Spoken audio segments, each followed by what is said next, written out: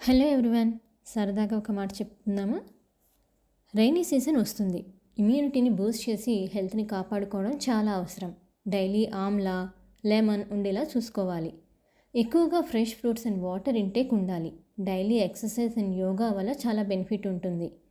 దీనివల్ల మన శరీరం ఫిట్గా ఇంకా హ్యాపీగా ఉంటుంది. అలానే రోజుకి సరిపడా నిద్ర కూడా చాలా అవసరం. హైజీన్ ఈ వర్షాకాలంలో ముఖ్యమైన పాత్ర పోషిస్తుంది. తరచుగా చేతులు కడుక్కోవడం, ఇన్ఫెక్షన్స్కి దూరంగా ఉండడం చాలా అవసరం.